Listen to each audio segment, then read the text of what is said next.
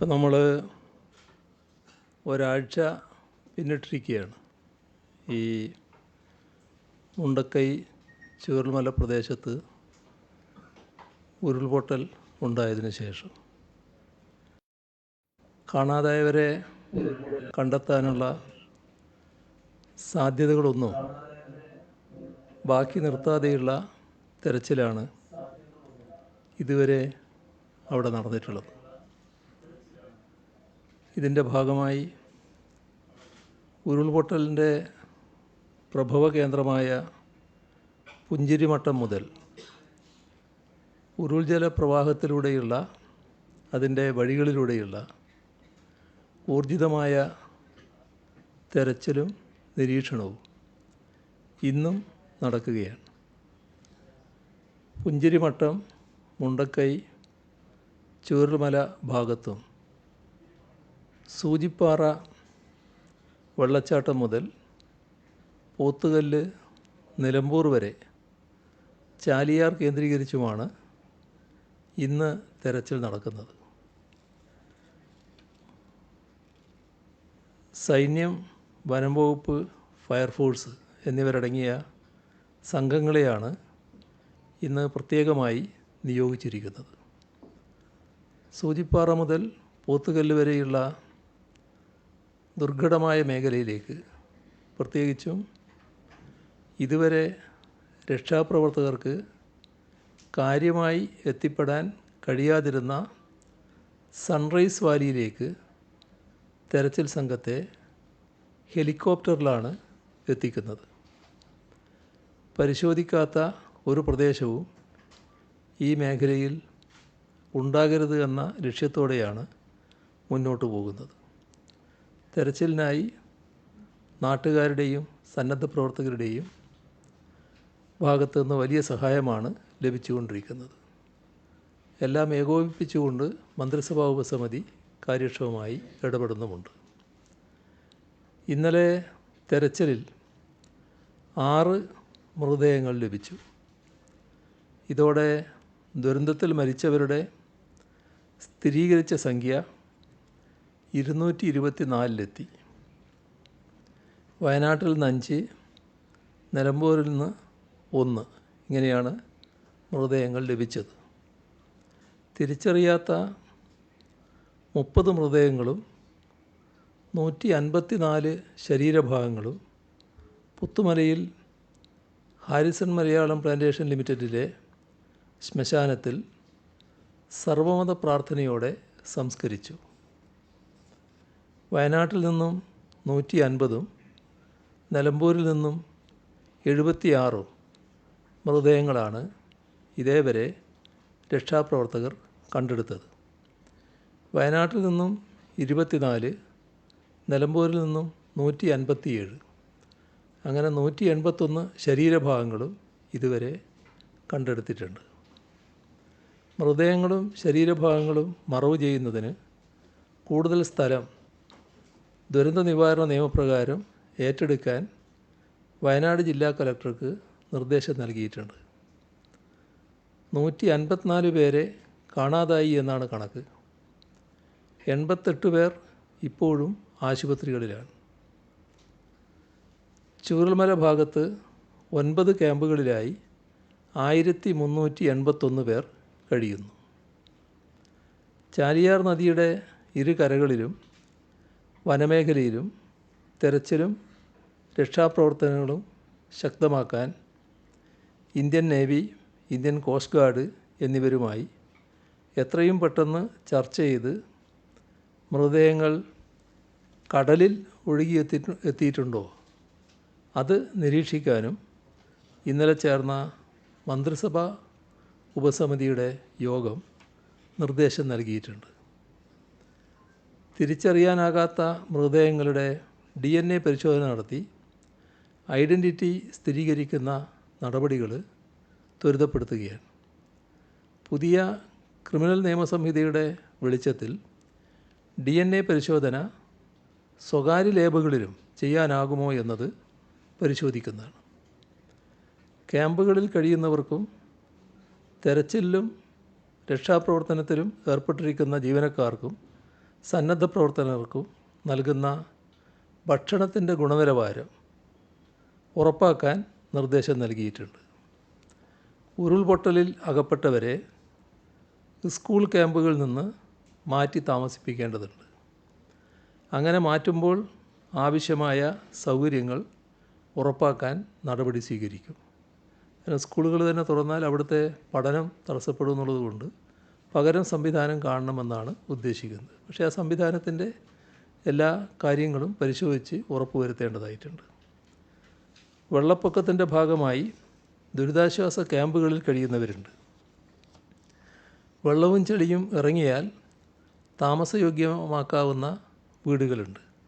അങ്ങനെ സുരക്ഷിതമായ വീടുകളിലെ ആളുകളെ വെള്ളമിറങ്ങിയാൽ ശുചീകരണത്തിന് ശേഷം സ്വന്തം വീടുകളിലേക്ക് മടങ്ങാൻ സൗകര്യമൊരുക്കും. അത് ജില്ലയിലുള്ള മറ്റ് ക്യാമ്പുകളെക്കുറിച്ചാണ് ഈ പറയുന്നത്. ഈ ചൂരൽമലയിലെ ക്യാമ്പിനെ കുറിച്ചല്ല.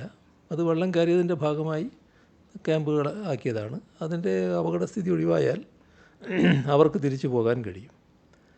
ദുരന്തബാധിത മേഖലകളിലെ വീടുകളിൽ നിന്ന് വിലപിടിപ്പുള്ള വസ്തുക്കൾ സുരക്ഷിതമായി വീണ്ടെടുക്കാൻ സാധിക്കുമെങ്കിൽ പോലീസിൻ്റെ സാന്നിധ്യത്തിൽ ഇതിന് അവസരമൊരുക്കും. ഗുരുതരമായ കേടുപാടുകൾ സംഭവിച്ച തകർന്നു വീഴാൻ സാധ്യതയുള്ള കെട്ടിടങ്ങൾ അവിടെ കണ്ടെത്തിയിട്ടുണ്ട്. തകർന്നിട്ടില്ല, പക്ഷേ വീഴാനിടയുണ്ട്. ദുരന്ത നിവാരണ നിയമം 2005 പ്രകാരം ഉടമകളുടെ സമ്മതമില്ലാതെ തന്നെ ഇത്തരം കെട്ടിടങ്ങൾ പൊളിച്ചു മാറ്റാൻ സാധ്യമാണോ എന്നത് പരിശോധിക്കും. വളരെ അപകടകരമായിട്ടുള്ള അത്തരം കെട്ടിടങ്ങൾ പൊളിച്ചു മാറ്റുന്നതിന് ഈ നിയമവശം കൂടി പരിശോധിക്കുന്നതായിരിക്കും. തെരച്ചിലിലും രക്ഷാപ്രവർത്തനത്തിലും മികച്ച പ്രവർത്തനം നടത്തുന്ന ഇന്ത്യൻ സായുധ സേനകളുടെ ആർമി, നേവി, എയർഫോഴ്സ് തുടർ പ്രവർത്തനങ്ങൾ സംബന്ധിച്ച് ഉന്നത ഉദ്യോഗസ്ഥരുമായി ചർച്ച ചെയ്ത് തീരുമാനിക്കാൻ ചീഫ് സെക്രട്ടറിയെ ചുമതലപ്പെടുത്തിയിട്ടുണ്ട്. കേന്ദ്ര ആഭ്യന്തര മന്ത്രാലയം ജോയിൻറ്റ് സെക്രട്ടറിയുടെ നേതൃത്വത്തിലുള്ള 4-അംഗ ഇൻ്റർ മിനിസ്റ്റീരിയൽ സെൻട്രൽ ടീമിൻ്റെ IMCT എന്നാണ് അവർ ചുരുക്കത്തിൽ അറിയപ്പെടുന്നത്. അവരുടെ സന്ദർശനത്തിന് ആവശ്യമായ നടപടികൾ സ്വീകരിക്കാൻ റിലീഫ് കമ്മീഷണറെ ചുമതലപ്പെടുത്തിയിട്ടുണ്ട്. ഉരുൾപൊട്ടൽ ബാധിത മേഖലകളിലെ ക്രമസമാധാന പരിപാലനം ശക്തിപ്പെടുത്തേണ്ടതാണ്. ഉരുൾപൊട്ടൽ ബാധിത പ്രദേശങ്ങളിലേക്ക് ആവശ്യമായ സന്നദ്ധ പ്രവർത്തകരും ബന്ധപ്പെട്ട ഉദ്യോഗസ്ഥരും മാത്രമേ പോകുന്നുള്ളൂ എന്ന് പോലീസ് ഉറപ്പാക്കും. പൊതുകെട്ടിടങ്ങൾ ഉൾപ്പെടെയുള്ള സ്ഥാവര ജംഗമ വസ്തുക്കളുടെ നാശനഷ്ടം വിലയിരുത്തി പൊതുമരാമത്ത് വകുപ്പ് റിപ്പോർട്ട് സമർപ്പിക്കുന്നതിനൊപ്പം ദുരന്താനന്തര ആവശ്യങ്ങളുടെ വിലയിരുത്തൽ, പോസ്റ്റ് ഡിസാസ്റ്റർ നീഡ്സ് അസസ്മെൻറ്റ് ദുരന്ത നിവാരണ അതോറിറ്റി നടത്തുകയും ചെയ്യും.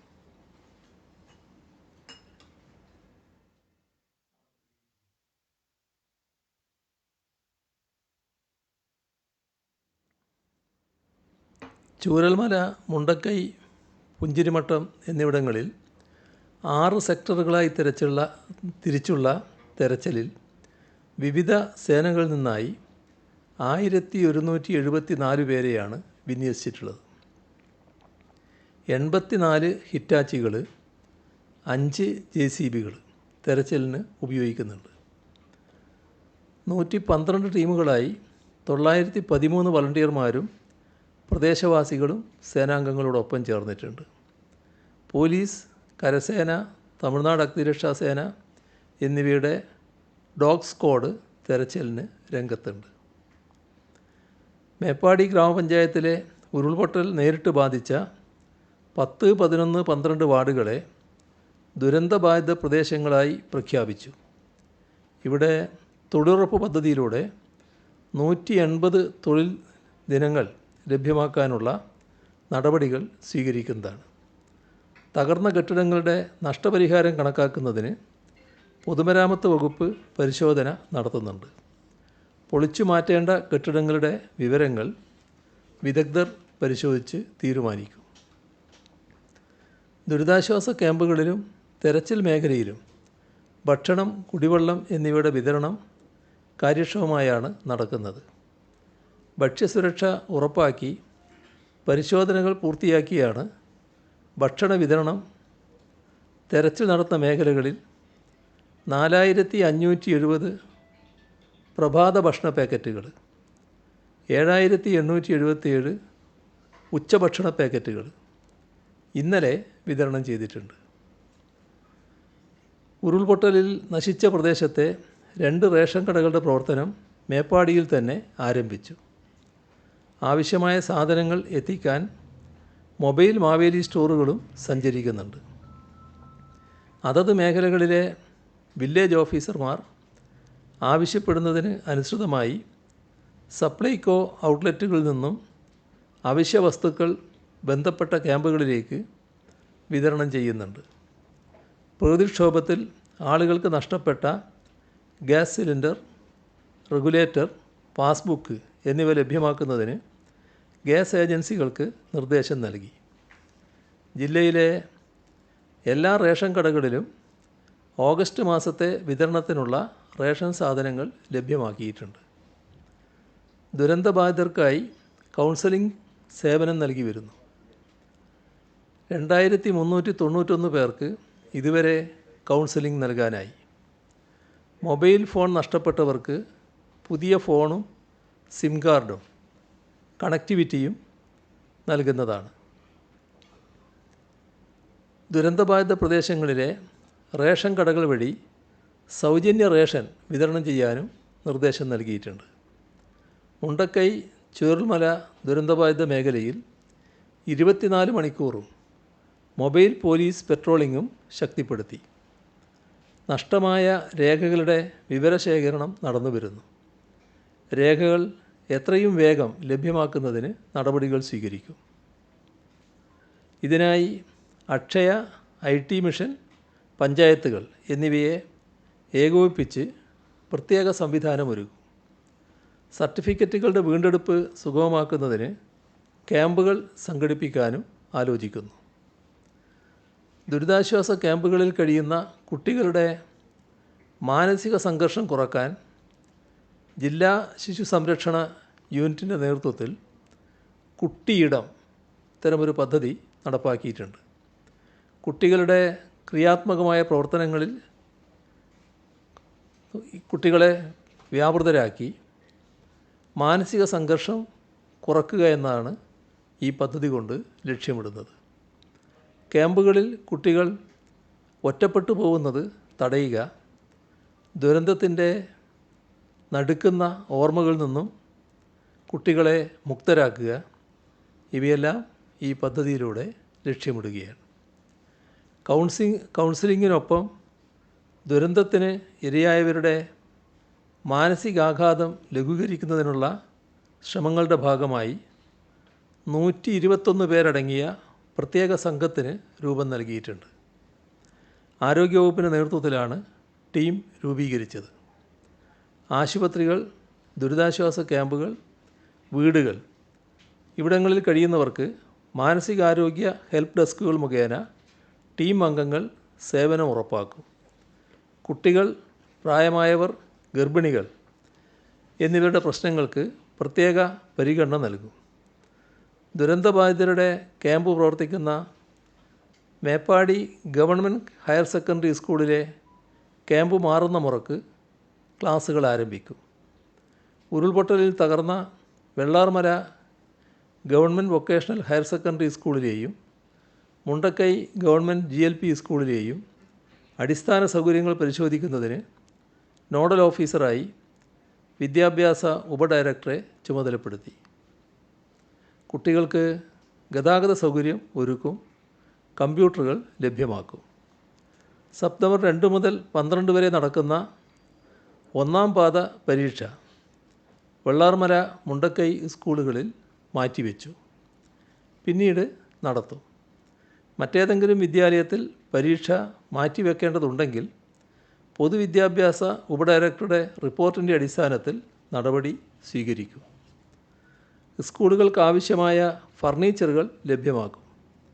പാഠപുസ്തകങ്ങളും പഠനോപകരണങ്ങളും സ്കൂൾ ബാഗും നഷ്ടപ്പെട്ട കുട്ടികൾക്ക് എല്ലാം ഉൾപ്പെടുന്ന സ്കൂൾ കിറ്റ് നൽകും. ക്യാമ്പുകൾ പ്രവർത്തിക്കുന്ന സ്കൂളുകളിലെ വിദ്യാർത്ഥികൾക്ക് വേണ്ടി ഓൺലൈൻ ക്ലാസുകൾ ആരംഭിച്ചിട്ടുണ്ട്. സമഗ്ര പുനരധിവാസത്തിൻ്റെ ഭാഗമായി ടൗൺഷിപ്പ് രൂപപ്പെടുമ്പോൾ വെള്ളാർമല സ്കൂൾ അതേ പേരിൽ തന്നെ പുനർനിർമ്മിക്കണമെന്നാണ് ഉദ്ദേശിക്കുന്നത്. ഉരുൾപൊട്ടലിനെ തുടർന്ന് ഏറാട്ടുകുണ്ടിൽ നിന്നും അട്ടമലയിലെ ക്യാമ്പിലെത്തിച്ച ആദിവാസി കുടുംബങ്ങളുടെ നില തൃപ്തികരമാണ്. കുട്ടികളടക്കം 24 പേരാണ് ക്യാമ്പിൽ കഴിയുന്നത്. സൂചിപ്പാറ വെള്ളച്ചാട്ടത്തിന് മുകളിലെ ഭാഗത്ത് ഗുഹയിൽ അഭയം തേടിയ കുടുംബത്തെ വനം വകുപ്പും പ്രത്യേക ക്യാമ്പിൽ പരിചരിക്കുന്നുണ്ട്. മുണ്ടക്കൈ ചൂരൽമല ഉരുൾപൊട്ടൽ ദുരന്തത്തെ ആദിവാസി കുടുംബങ്ങളെല്ലാം അതിജീവിച്ചിട്ടുണ്ട്. ഉരുൾപൊട്ടൽ ദുരന്തഭൂമിയിൽ 100 കണക്കിന് ആംബുലൻസുകളാണ് തളരാതെ ഓടിയത്. മോട്ടോർ വാഹന വകുപ്പിൻ്റെ കണക്ക് പ്രകാരം 237 ആംബുലൻസുകൾ രക്ഷാപ്രവർത്തനത്തിൽ പങ്കാളികളായി. ആരോഗ്യവകുപ്പിൻ്റെ 2 അഡ്വാൻസ്ഡ് ലൈഫ് സപ്പോർട്ട് ആംബുലൻസുകളും 10 ബേസിക് ലൈഫ് സപ്പോർട്ട് ആംബുലൻസുകളും അടക്കമുള്ള 36 ആംബുലൻസുകളും ദുരന്ത മേഖലയിൽ ഉണ്ട്. ആവശ്യമനുസരിച്ച് ആംബുലൻസുകൾക്ക് പാസ് നൽകി ദുരന്ത മേഖലയിൽ പ്രവേശനം അനുവദിക്കും. ബാക്കിയുള്ളവ മേപ്പാടി പോളിടെക്നിക് കോളേജ് ഗ്രൗണ്ടിൽ പാർക്ക് ചെയ്യും. കൂടാതെ ജില്ലക്ക് പുറത്തു നിന്നും സന്നദ്ധ സംഘടനകളുടെ നേതൃത്വത്തിൽ ആംബുലൻസുകൾ എത്തിയിട്ടുണ്ട്. ദുരന്ത മേഖലകളിലേക്കും ആശുപത്രികളിലേക്കും മൃതദേഹങ്ങളുടെ സംസ്കാരം നടക്കുന്ന പ്രദേശങ്ങളിലേക്കും ആംബുലൻസുകളുടെ സേവനം ആവശ്യമാണ്. നിരവധി ആംബുലൻസുകൾ സ്വമേധയാ രക്ഷാപ്രവർത്തനത്തിന് എത്തുകയായിരുന്നു. സന്നിഗ്ധ ഘട്ടത്തിൽ കൈത്താങ്ങായ ഇവരുടെ സേവനം അഭിനന്ദനാർഹമാണ്. വയനാട് ദുരന്തത്തിൻ്റെ രക്ഷാപ്രവർത്തനത്തിൽ കൈകോർക്കാൻ നിരവധി സന്നദ്ധ പ്രവർത്തകരും സംഘടനകളുമാണ് മുന്നോട്ട് വന്നത്. ജില്ലാ ഭരണ സംവിധാനം ഒരുക്കിയ സംവിധാനത്തിലൂടെ 18,000 പേർ വളണ്ടിയർമാരായി രജിസ്റ്റർ ചെയ്തു. ഇതിൽ 5,400 പേർ വയനാട് ജില്ലയിൽ നിന്ന് മാത്രമുള്ളവരാണ്. ഓരോ ദിവസവും ആവശ്യാനുസരണം വോളണ്ടിയേഴ്സിനെ ദൗത്യസേനയുടെ നിർദ്ദേശപ്രകാരം ദുരന്ത മേഖലകളിൽ എത്തിക്കും. 6 മേഖലകളായി തിരിഞ്ഞ് നടത്തുന്ന രക്ഷാപ്രവർത്തനത്തിൽ 750 മുതൽ 1000 വരെ വളണ്ടിയർമാരാണ് ഒരു ദിവസം ഇറങ്ങുന്നത്. ഇന്ന് 1126 പേർ സന്നദ്ധ സേനക്കൊപ്പം ദുരന്ത മേഖലയിലുണ്ട്. ഇതിനു പുറമെ 140 ടീമുകളും വോളണ്ടിയർ പ്രവർത്തനത്തിന് രജിസ്റ്റർ ചെയ്തിട്ടുണ്ട്. ഇവരെയും ആവശ്യാനുസരണം പ്രയോജനപ്പെടുത്തും. ഇതിനെല്ലാം സഹായമായി സ്വയം സമർപ്പിച്ച് മുന്നിൽ നിൽക്കുന്ന യുവജന സംഘടനകൾ പ്രത്യേക പരാമർശം അർഹിക്കുന്നു. പോസ്റ്റ്മോർട്ടത്തിന് മാത്രമായി 150-ലധികം ജീവനക്കാരെയാണ് നിയോഗിച്ചത്.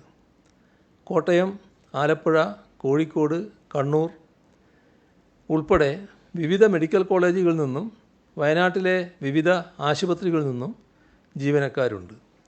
ഡോക്ടർമാർ, നഴ്സുമാർ, നഴ്സിംഗ് അസിസ്റ്റൻറ്റുമാർ, ഹെഡ് നേഴ്സ്, ക്ലീനിംഗ് സ്റ്റാഫ് ഉൾപ്പെടെ ആദ്യ ദിവസങ്ങളിൽ 3, ഇപ്പോൾ 2 ഷിഫ്റ്റുകളിലായി പ്രവർത്തിക്കുന്നു.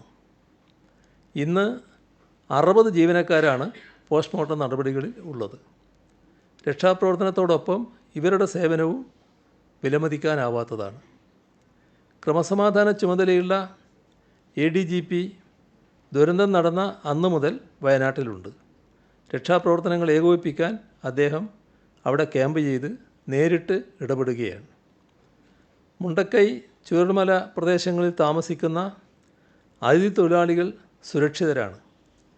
ഉരുൾപൊട്ടലിൽ 3 അതിഥി തൊഴിലാളികളെ കാണാതാവുകയും ഒരാൾ മരണപ്പെടുകയും ചെയ്തു. ഒരാൾ മേപ്പാടിയിലെ സ്വകാര്യ ആശുപത്രിയിൽ ചികിത്സയിലുണ്ട്. ഈ മേഖലയിൽ നിന്നും 406 പേരെയാണ് ജില്ലയിൽ പ്രവർത്തിക്കുന്ന വിവിധ ക്യാമ്പുകളിലേക്ക് മാറ്റി താമസിപ്പിച്ചത്. ആസാം, മധ്യപ്രദേശ്, ബീഹാർ, ഹിമാചൽ പ്രദേശ്, ജാർഖണ്ഡ്, കർണാടക, രാജസ്ഥാൻ, തമിഴ്നാട്, ഉത്തർപ്രദേശ്, പശ്ചിമ ബംഗാൾ ഈ സംസ്ഥാനങ്ങളിൽ നിന്നെത്തിയ ഇവർ Harrison Malayalam limited, Ranimala estate തുടങ്ങിയ ഇടങ്ങളിൽ ജോലി ചെയ്യുന്നവരും കുടുംബാംഗങ്ങളുമാണ്. ഹാരിസൺ മലയാളം ലിമിറ്റഡിന് കീഴിൽ 321 പേര്, വാണിമല എസ്റ്റേറ്റ് മേഖലയിൽ 28 തൊഴിലാളികൾ, ഇതാണ് ഉള്ളത്. ക്യാമ്പുകളിലുള്ള അതിഥി തൊഴിലാളികൾക്ക് ജില്ലാ ഭരണ സംവിധാനം കൗൺസിലിങ്ങും ഭക്ഷണവും ഉറപ്പാക്കുന്നുണ്ട്. തോട്ടം തൊഴിലാളികൾക്കും അതിഥി തൊഴിലാളികൾക്കും ലേബർ ബോർഡ് സാമ്പത്തിക സഹായം നൽകും. അതിഥി തൊഴിലാളികൾക്ക് ചികിത്സാ ധനസഹായം ലഭ്യമാക്കും. മന്ത്രിസഭാ ഉപസമിതി വയനാട്ടിൽ ക്യാമ്പ് ചെയ്ത് പ്രവർത്തനങ്ങൾ ഏകോപിപ്പിച്ചു വരികയാണ്. മന്ത്രിമാരായ K Rajan, A K Saseendran, P A Muhammad Riyas, O R Kelu എന്നിവരാണ് സമിതി അംഗങ്ങൾ. മറ്റു മന്ത്രിമാരും വയനാട്ടിലെത്തി ബന്ധപ്പെട്ട മേഖലകളിലെ പ്രശ്നങ്ങൾ വിലയിരുത്തുന്നുണ്ട്. മേപ്പാടി പഞ്ചായത്തിലെ 10, 11, 12 വാർഡുകളിൽ ഉൾപ്പെടുന്ന KSEBയുടെ Chooralmala exchange, Chooralmala tower, Mundakkai KK Nair Ambedkar colony, Attamala pump എന്നീ ട്രാൻസ്ഫോമറുകളിൽ ഉൾപ്പെടുന്ന ഉപഭോക്താക്കളിൽ നിന്നും അടുത്ത 6 മാസം സൗജന്യമായി വൈദ്യുതി വിതരണം ചെയ്യാൻ നിർദ്ദേശം നൽകിയിട്ടുണ്ട്. ഈ ഉപയോക്താക്കൾക്ക് നിലവിൽ വൈദ്യുതി ചാർജ് കുടിശ്ശിക ഉണ്ടെങ്കിൽ അത് ഈടാക്കാൻ നടപടി സ്വീകരിക്കരുതെന്നും നിർദ്ദേശം നൽകിയിട്ടുണ്ട്. വയനാട്ടിലെ ഉരുൾപൊട്ടൽ ദുരന്തം ഉണ്ടായ ജൂലൈ 30 മുതൽ മുഖ്യമന്ത്രിയുടെ ദുരിതാശ്വാസ നിധിയിലേക്ക് വരുന്ന ഓരോ തുകയും വയനാടിൻ്റെ ദുരിതാശ്വാസ പ്രവർത്തനങ്ങൾക്കായി ഉപയോഗിക്കുമെന്ന് നേരത്തെ വ്യക്തമാക്കിയിരുന്നു. ജൂലൈ 30 മുതൽ ഇന്നലെ 5/8/2024 വൈകുന്നേരം 5 മണി വരെ ദുരിതാശ്വാസ നിധിയിലേക്ക് ആകെ ലഭിച്ചത് 53,350,52,942 രൂപയാണ്. പോർട്ടൽ വഴിയും UPI വഴിയും ലഭ്യമാകുന്ന തുകയുടെ വിവരങ്ങളാണ് CMDRF വെബ്സൈറ്റിൽ നൽകിയിട്ടുള്ളത്.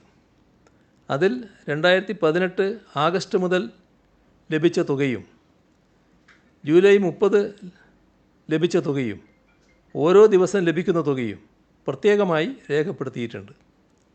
ചെക്ക്, ഡ്രാഫ്റ്റ്, നേരിട്ട് ലഭിക്കുന്ന തുകയുടെ വിവരങ്ങൾ ഇതെല്ലാം വെബ്സൈറ്റിൽ അപ്ഡേറ്റ് ചെയ്യും. സമാനതകളില്ലാത്ത ഈ ദുരന്തത്തിൻ്റെ പശ്ചാത്തലത്തിൽ മുഖ്യമന്ത്രിയുടെ ദുരിതാശ്വാസ നിധിയിലേക്ക് സർക്കാർ ജീവനക്കാരും അധ്യാപകരും സംഭാവന നൽകാൻ മുന്നോട്ട് വന്നിട്ടുണ്ട്. ഇത് സംബന്ധിച്ച് സർക്കാർ അഭ്യർത്ഥന പൊതുവെ സ്വീകരിക്കപ്പെട്ടു. സർക്കാർ ജീവനക്കാരും പൊതുമേഖലാ സ്ഥാപനങ്ങളിലും എയ്ഡഡ് കോളേജുകൾ ഇവിടങ്ങളിൽ ജോലി ചെയ്യുന്നവരും ഇതിൽ പങ്കാളികളാവുകയാണ്.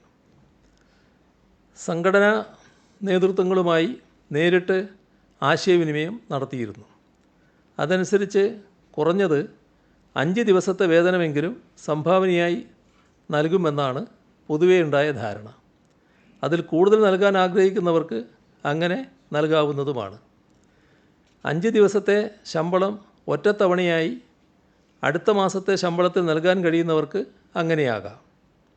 തവണകളായി സംഭാവന നൽകാൻ ആഗ്രഹിക്കുന്നവർക്ക് അടുത്ത മാസം 1 ദിവസത്തെയും തുറന്നുള്ള 2 മാസങ്ങളിൽ 2 ദിവസത്തെ വീതവും ശമ്പളം നൽകി പങ്കാളികളാകാം. സന്നദ്ധത കാണിച്ച സ്ഥാപന മേധാവികൾക്കാണ് സമ്മതപത്രം നൽകേണ്ടത്. സ്പാർക്ക് മുഖേന തുടർ നടപടികൾ സ്വീകരിക്കുകയും ചെയ്യും. സർക്കാരിൻ്റെ നിർബന്ധമല്ല, ജീവകാരുണ്യവും മനുഷ്യത്വം സ്ഫുരിക്കുന്ന നല്ല മനസ്സാണ് ഇത്തരമൊരു തീരുമാനത്തിലേക്ക് നയിച്ചത്. അങ്ങനെ തങ്ങളാൽ കഴിയുന്ന സഹായം നൽകാൻ മുന്നോട്ട് വരുന്ന എല്ലാവരെയും ഈ ഘട്ടത്തിൽ ഹാർദമായി അഭിവാദ്യം ചെയ്യട്ടെ. ഇന്ന് ലഭിച്ച സഹായങ്ങൾ പറഞ്ഞാൽ KSFE മാനേജ്മെൻറ്റും ജീവനക്കാരും ചേർന്ന് 5 കോടി രൂപ, CPI സംസ്ഥാന കൗൺസിലിൻ്റെ സംഭാവന 1 കോടി രൂപ സംസ്ഥാന സെക്രട്ടറി ബിനോയ് വിശ്വം ഏൽപ്പിക്കുകയുണ്ടായി. ഇത് ആദ്യ ഗഡുവാണ് എന്ന് അദ്ദേഹം പ്രത്യേകം പറയുകയും ചെയ്തു.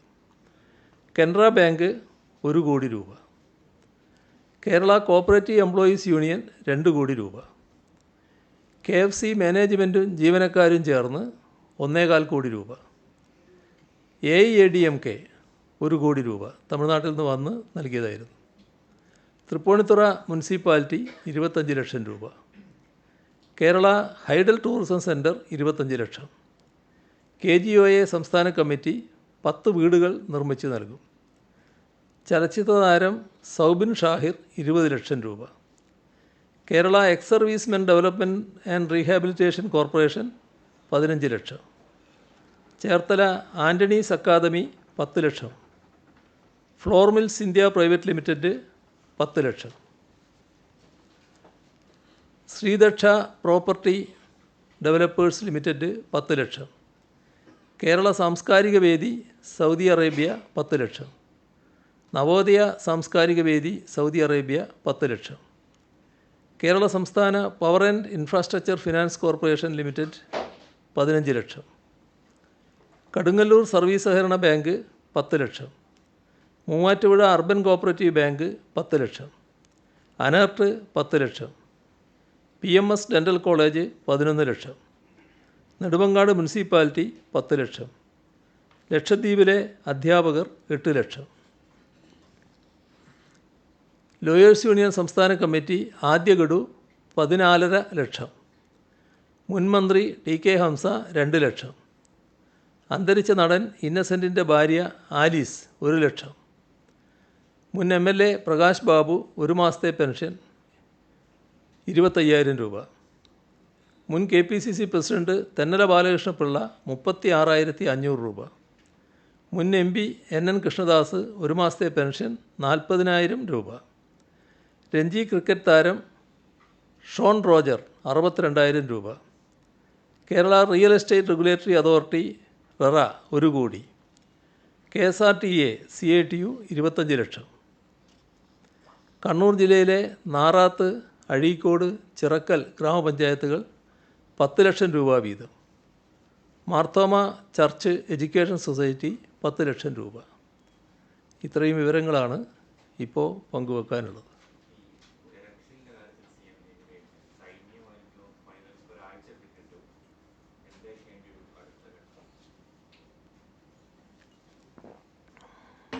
തെരച്ചിലുമായി ബന്ധപ്പെട്ട് ഇനിയും നമുക്ക് കാണാത്തവരുണ്ടല്ലോ.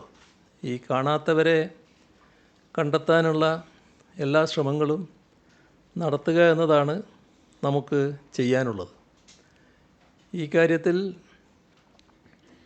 സൈന്യത്തിനു പ്രത്യേകമായി എന്തെങ്കിലും ചെയ്യാനുണ്ടോ എന്ന് ചോദിച്ചാൽ അത് ആദ്യഘട്ടത്തിലുള്ളതുപോലെ അത്രത്തോളം കാണില്ല. എന്നാൽ അവർ ഏത് സാഹസികമായ കാര്യവും ചെയ്യാൻ തയ്യാറാവുകയാണ്. ഇപ്പോൾ ഞാനൊരു പ്രദേശം പറഞ്ഞില്ലേ, എത്തിപ്പെടാൻ പറ്റാത്ത സ്ഥലത്ത് അവരടക്കമുള്ള ദൗത്യസേനയാണ് പോകുന്നത്. അപ്പോൾ അങ്ങനെയുള്ള കാര്യങ്ങളിൽ അവരും തൽപരരാണ്. അപ്പോൾ അത്തരം കാര്യങ്ങൾ തുറന്നുള്ള പ്രവർത്തനങ്ങൾ അവരുമായിട്ടെല്ലാം കൂടി ചർച്ച ചെയ്ത് തീരുമാനിക്കാമെന്നാണ് വെച്ചത്. അതുകൊണ്ടാണ് മന്ത്രിസഭാ ഉപസമിതിയുടെ തീരുമാനത്തിൽ അവരുമായിട്ട് ചർച്ച ചെയ്യാൻ ചീഫ് സെക്രട്ടറി ചുമതലപ്പെടുത്തിയെന്ന് പറയുന്നത്. ഏതായാലും ഇപ്പോഴത്തെ ഘട്ടത്തിൽ ഈ കാണാനില്ലാത്തവരെ കണ്ടെത്താനുള്ള നമ്മുടെ ശ്രമം തുടരുക എന്നത് തന്നെയാണ് കാണുന്നത്.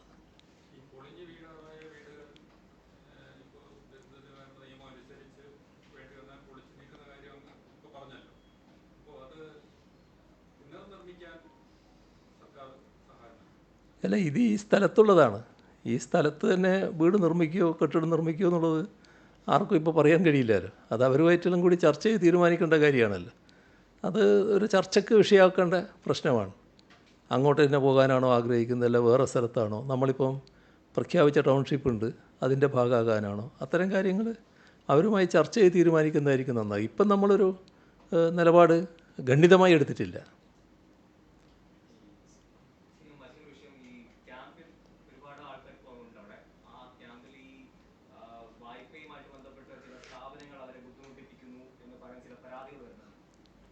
ആ ക്യാമ്പിനകത്തേക്ക് ആർക്കും പോകാൻ കഴിയില്ല. ക്യാമ്പിനകത്തേക്ക് ക്യാമ്പിനകത്തേക്ക് ആർക്കും പോകാൻ കഴിയില്ല. ഫോണ് പലരുടെയും കയ്യിലില്ല.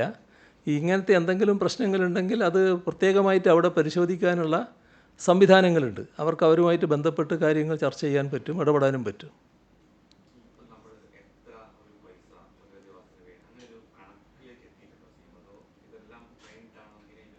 ഇത് ആ കണക്കിലേക്ക് ഇപ്പം നമ്മൾ പോയിട്ടില്ല. പക്ഷേ എത്രയായാലും നമുക്കത് സാധിക്കുന്നതേ ഉള്ളൂ. കാരണം നമ്മുടെ നാടിൻ്റെ ഒരുമ അതാണ് കാണിക്കുന്നത്. എല്ലാവരും ഇതിൻ്റെ ഭാഗമാകാൻ അങ്ങേയറ്റത്തെ താല്പര്യമാണ് പ്രകടിപ്പിക്കുന്നത്. വിവിധ വിഭാഗങ്ങൾ ഇതിൻ്റെ ഭാഗമായി കാര്യങ്ങൾ ചെയ്യാൻ വേണ്ടി സന്നദ്ധ ഇപ്പം തന്നെ അറിയിച്ചിട്ടുണ്ട്. ആ സന്നദ്ധതയെല്ലാം നമ്മൾ അതേപോലെ തന്നെ വിലമതിക്കുകയാണ്. പക്ഷേ നമ്മളൊരു കൃത്യമായ പ്ലാൻ തയ്യാറാക്കും. ആ കൃത്യമായ പ്ലാൻ എന്ന് പറയുന്നത് വലിയ തോതിൽ നമ്മുടെ ഈ ഒരുമയുടെ ഭാഗമായുള്ള ഒരു സംവിധാനം, പുനരധിവാസ സംവിധാനം ഒരുക്കുന്നതായിരിക്കും. അതിനകത്ത് നേരത്തെ ഇന്നലെയോ മറ്റോ ഞാൻ പറയുമ്പോൾ ലോകോത്തര നിലവാരമുള്ള പുനരധിവാസം എന്ന് പറഞ്ഞിരുന്നു. യഥാർത്ഥത്തിൽ അത് അക്ഷരാർത്ഥത്തിൽ തന്നെ ഉദ്ദേശിക്കുകയാണ്. അതിനു പറ്റിയ ആർക്കിടെക്റ്റുകളുമായി അടക്കം ബന്ധപ്പെട്ടുകൊണ്ടുള്ള ഒരു സംവിധാനം ഒരുക്കും. അതേസമയം എൻവിറോൺമെൻ്റൽ കാര്യങ്ങളിൽ, പരിസ്ഥിതി മേഖലകളിൽ വലിയ തോതിൽ പ്രാവീണ്യം പ്രകടിപ്പിച്ചിട്ടുള്ള ആർക്കിടെക്റ്റുകളുമുണ്ട്. അത്തരം ആളുകളുടെ കൂടി സഹായം നമ്മൾ ഈ കാര്യത്തിൽ സ്വീകരിക്കും. നമ്മുടെ രാജ്യത്തുമുണ്ട്, രാജ്യത്തിന് പുറത്തും കാണും. അങ്ങനെയുള്ളവരുടെ എല്ലാം സഹായം എടുത്തുകൊണ്ട് നമുക്ക് നമ്മുടെ രാജ്യത്തിന് മുന്നിലും ലോകത്തിന് മുന്നിലും ഒരു മാതൃകയാക്കാവുന്ന ഒരു പുനരധിവാസ കേന്ദ്രം അത് സൃഷ്ടിക്കുക എന്നുള്ളതാണ് സംസ്ഥാന സർക്കാർ കാണുന്നത്. അക്കാര്യത്തിൽ ഒരു സംശയവുമില്ല, എല്ലാവരും സഹകരിക്കുന്നുണ്ട്. അതുകൊണ്ട് തന്നെ അത് യാഥാർത്ഥ്യമാക്കാൻ നമുക്ക് കഴിയും. എത്ര പണമായാലും അതിന് നമുക്ക് വിഷമം വരില്ല എന്നുള്ളത് തന്നെയാണ് എൻ്റെ ചിന്ത.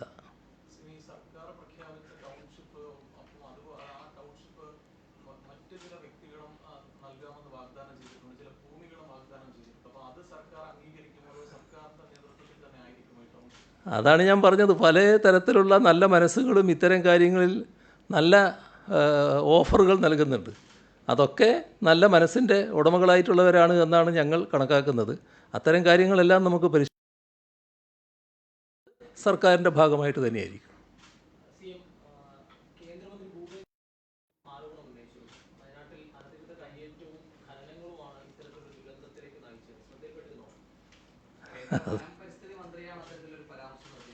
അതെ അതെ, ശ്രദ്ധയിൽപ്പെടാതിരിക്കാൻ പറ്റില്ലല്ലോ.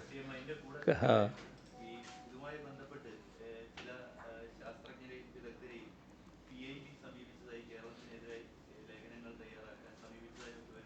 ഓ അതെ, ഇതൊക്കെ നമുക്ക് സാധാരണഗതിയിൽ പ്രതീക്ഷിക്കാൻ കഴിയാത്തൊരു കാര്യമാണ്. ഈ ദുരന്തമുണ്ടായപ്പോൾ ആദ്യത്തെ വിളി രാഹുൽ ഗാന്ധിയുടേതായിരുന്നു, രണ്ടാമത്തെ വിളി പ്രധാനമന്ത്രിയുടേതായിരുന്നു, മൂന്നാമത്തെ വിളി ആഭ്യന്തരമന്ത്രി അമിത്ഷായുടേതായിരുന്നു. ഈ കേന്ദ്ര ഗവൺമെൻറ്റിന് വേണ്ടി സംസാരിച്ച പ്രധാനമന്ത്രിയും ആഭ്യന്തരമന്ത്രിയുമൊക്കെ എന്ത് ചെയ്യണമെങ്കിലും ഞങ്ങൾ സന്നദ്ധമാണ്, എന്ത് സഹായമാണ് വേണ്ടതെന്ന് പറഞ്ഞാൽ മതി, ഞങ്ങളതിന് തയ്യാറായിരിക്കുകയാണെന്നുള്ള മട്ടിലാണ് സംസാരിച്ചിരുന്നത്.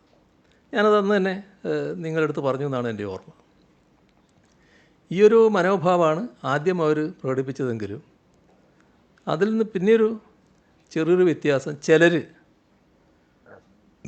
പ്രകടിപ്പിക്കുന്നതായി കാണുന്നു.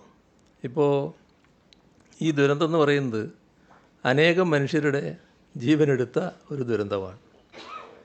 അതിലുമേറെ പേരുടെ ജീവിതത്തെ വല്ലാത്തൊരു അസന്ദിഗ്ധതയിലേക്ക് തള്ളിവിട്ട ദുരന്തവുമാണിത്.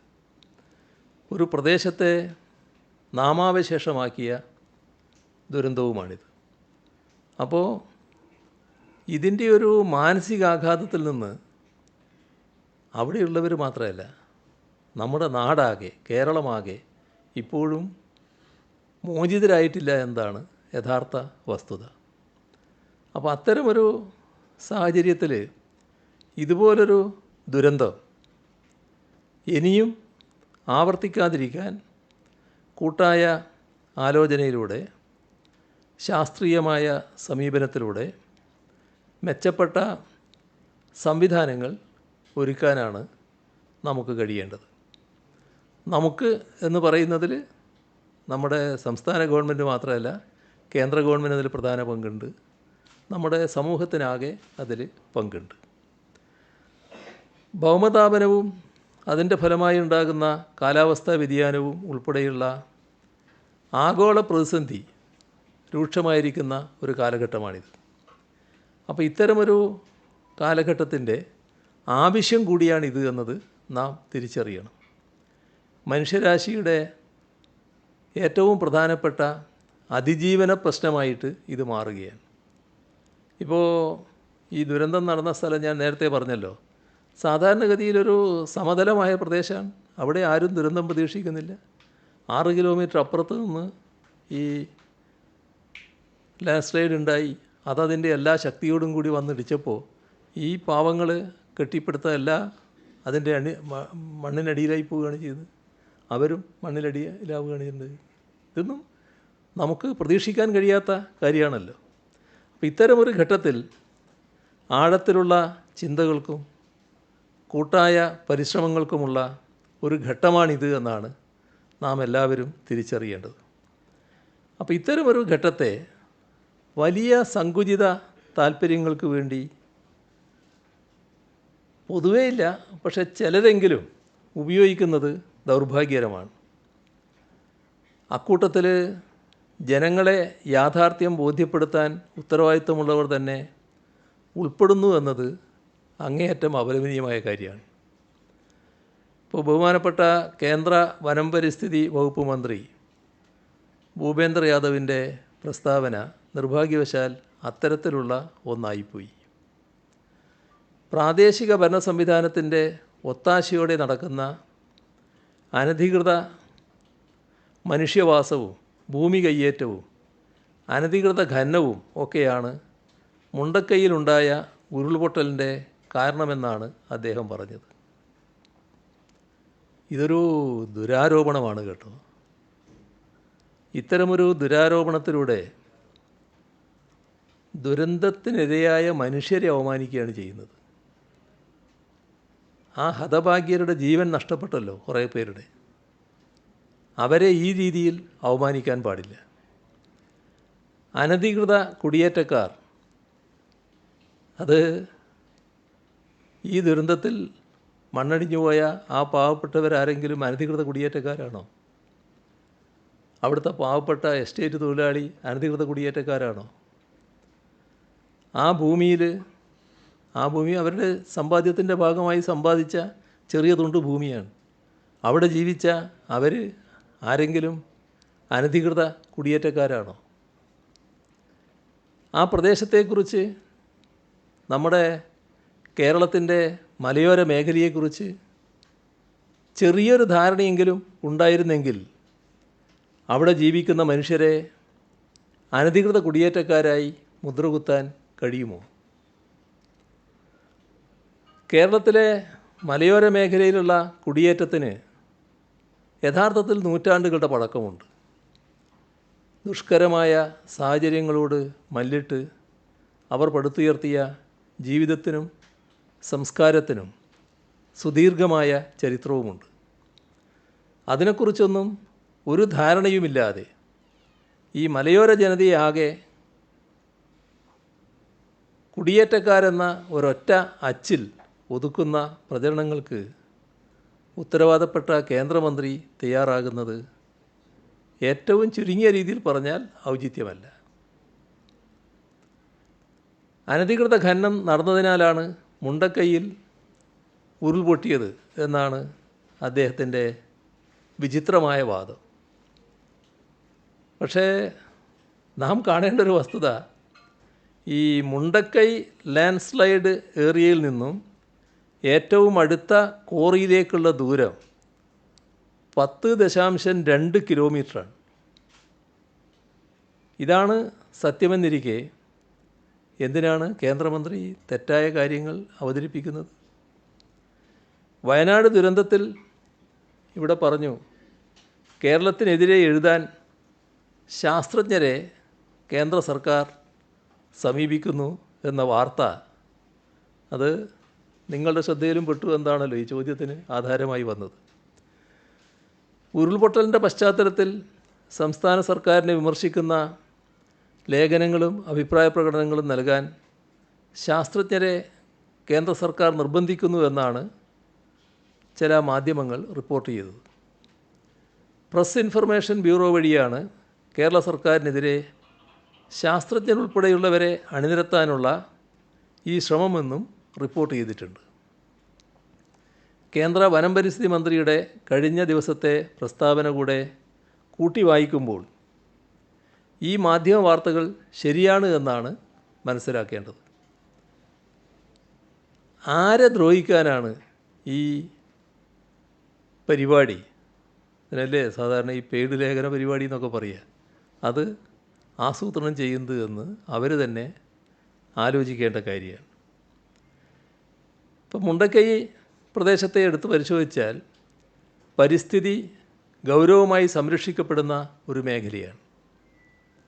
അവിടെ അനധികൃത ഖനനം നടക്കില്ല എന്ന് എല്ലാവർക്കും അറിയുന്ന കാര്യമാണ്. ഇതറിഞ്ഞിട്ടും അനധികൃത ഖനനം മൂലമാണ് ഉരുൾപൊട്ടലെന്ന് പറയുന്നതിൽ അതിൻ്റെ പിന്നിലുള്ള ഉദ്ദേശം എന്താണ്, അല്ലെങ്കിൽ അതിൻ്റെ പിന്നിലുള്ള രാഷ്ട്രീയം എന്താണ് എന്ന് എല്ലാവർക്കും മനസ്സിലാക്കാനാവും.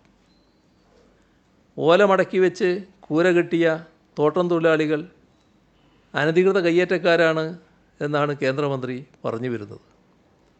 ഉരുൾപൊട്ടലിൻ്റെ ഉത്തരവാദിത്വം പാവപ്പെട്ട തൊഴിലാളികൾ ഉൾപ്പെടെ അവിടെ ജീവൻ നഷ്ടപ്പെട്ട ഹതഭാഗ്യരായ ആളുകളുടെ തലയിൽ ചാർത്തുകയാണ് ഇക്കൂട്ടർ ചെയ്യുന്നത്. അത് ശരിയല്ല എന്നാണ് വ്യക്തമാക്കാനുള്ളത്.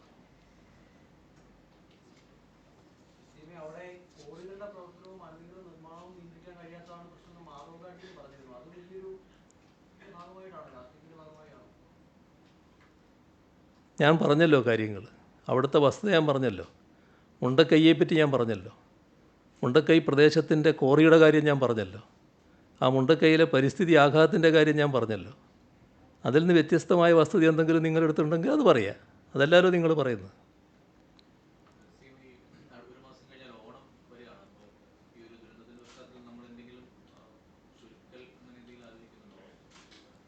എന്ത് പരിപാടി? അത് പൊതുവിൽ ആലോചിക്കേണ്ട കാര്യമാണ്. പക്ഷേ ഇത്തവണ ഈ പശ്ചാത്തലത്തിൽ വിപുലമായ ഓണാഘോഷ പരിപാടികൾ ഉണ്ടാകില്ല എന്നുള്ളതാണ് കാണേണ്ടത്. പക്ഷേ അത് ആലോചിച്ച് തീരുമാനിക്കേണ്ട കാര്യമാണ്. അങ്ങനെ ഒരു തീരുമാനം ഇപ്പോൾ ഗവൺമെൻറ് എടുത്തു കഴിഞ്ഞിട്ടില്ല. പക്ഷേ സാധാരണഗതിയിൽ നമുക്ക് ആലോചിക്കാവുന്നതാണ് ഇത്തരമൊരു പശ്ചാത്തലത്തിൽ ഉണ്ടാവില്ല എന്നുള്ളത്.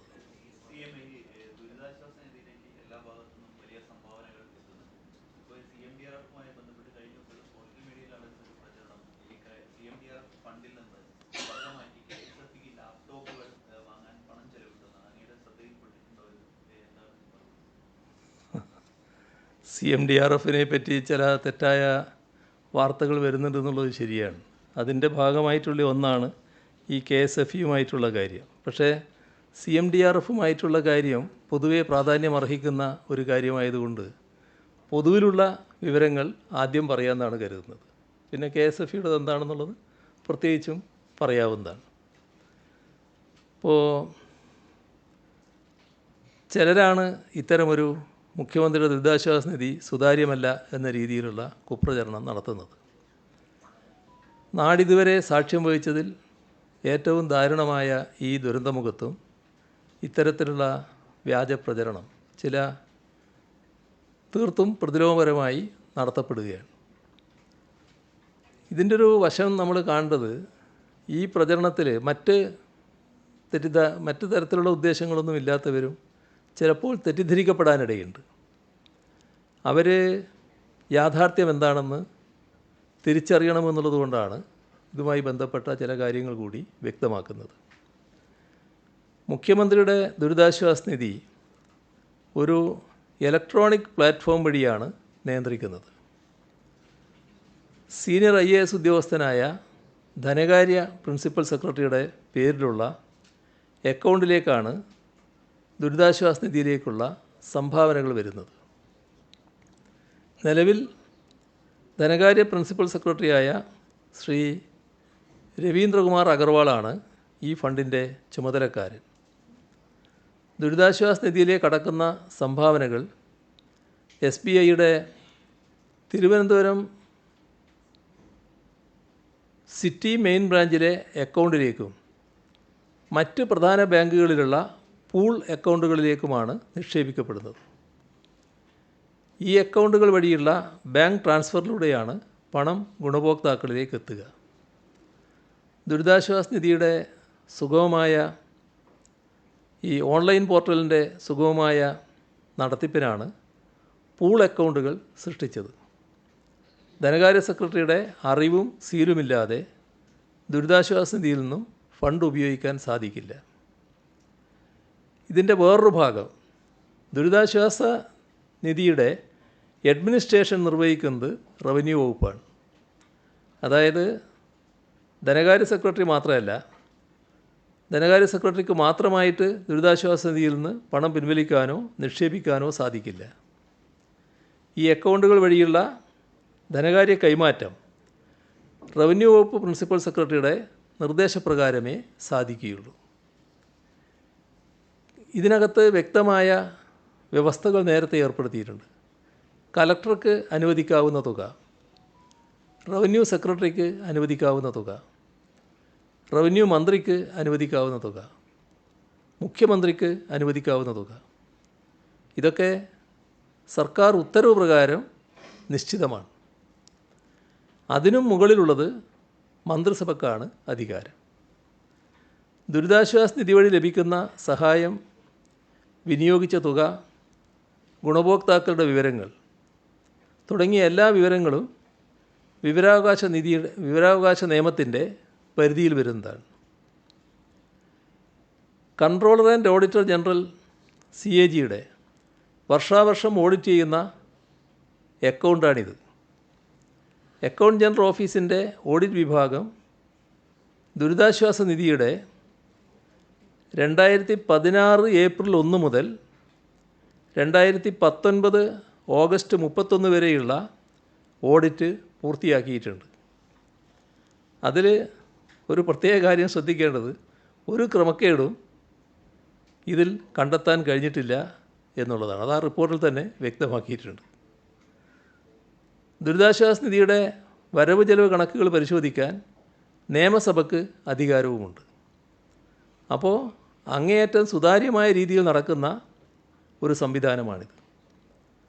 ഒറ്റ അഭ്യർത്ഥനയുള്ളൂ, അതിനെ മോശമായി ചിത്രീകരിക്കാനുള്ള വ്യാജപ്രചരണം നടത്തുന്നതിൽ നിന്ന് അത്തരം ആളുകൾ ഒഴിവാകണം. നമ്മൾ അനേകം പ്രതിസന്ധികളും വെല്ലുവിളികളും അതിജീവിച്ചവരാണ്. തീർത്തും സങ്കുചിതവും പ്രതിലോമപരവുമായ ഈ പ്രചരണത്തെയും നമ്മുടെ നാടിന് മറികടക്കാനാകും എന്ന് തന്നെയാണ് പ്രതീക്ഷ. KSFEയുടെ കാര്യം സോഷ്യൽ മീഡിയ വഴി നടക്കുന്ന ഒരു വ്യാജ പ്രചരണമാണ്. CMDRFൽ നിന്നും KSFEക്ക് ലാപ്ടോപ്പ് വാങ്ങാൻ 81,43,00,000 രൂപ അനുവദിച്ചു എന്നത്. ഈ പ്രചരണം പല രീതിയിലാണ് സോഷ്യൽ മീഡിയയിൽ നടക്കുന്നത്. ഇത് തീർത്തും തെറ്റായതും ജനങ്ങളെ തെറ്റിദ്ധരിപ്പിക്കാൻ വേണ്ടി ബോധപൂർവം നടത്തുന്നതുമായ പ്രചരണമാണ്. ഈ തുക കോവിഡ് കാലത്ത് സാമ്പത്തികമായി പിന്നോക്കം നിൽക്കുന്ന വിദ്യാർത്ഥികൾക്ക് പഠനാവശ്യത്തിനായി ലാപ്ടോപ്പ് വാങ്ങാൻ KSFEക്ക് നൽകിയ തുകയാണ്. കുടുംബശ്രീ പ്രവർത്തകരുടെ വിദ്യാർത്ഥികളായ മക്കൾക്ക് ലാപ്ടോപ്പ് വാങ്ങാനുള്ള വിദ്യാശ്രീ പദ്ധതിയും വിദ്യാകിരണം പദ്ധതിയും സംയോജിപ്പിച്ച് സർക്കാർ 81,43,00,000 രൂപ KSFEക്ക് നൽകി.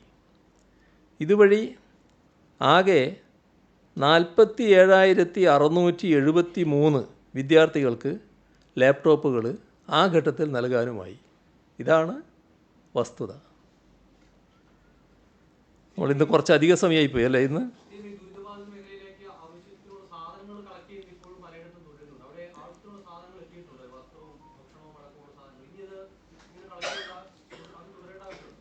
അത് നേരത്തെ പറഞ്ഞിട്ടുള്ളതാണ്. അത് അങ്ങനെ ആരും ചെയ്യേണ്ടതില്ല എന്ന് നേരത്തെ പരസ്യമായിട്ട് തന്നെ അഭ്യർത്ഥിച്ചതാണ്. നിങ്ങളുടെ മുന്നിൽ തന്നെ ഞാൻ പറഞ്ഞിട്ടുള്ളതാണ്.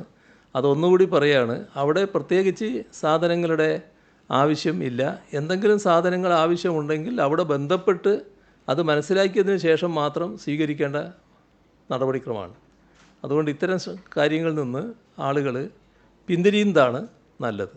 അത് ദുർവ്യയമായി പോകും, അനാവശ്യമായി പോകും.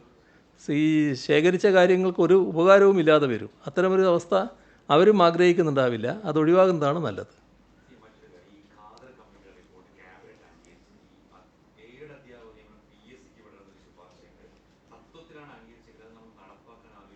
അതിൻ്റെ ഓരോ ഭാഗവും സംബന്ധിച്ച് പ്രത്യേകം വ്യക്തമായ നിലപാടെടുത്തുകൊണ്ട് പോവുകയാണ് ചെയ്യുക.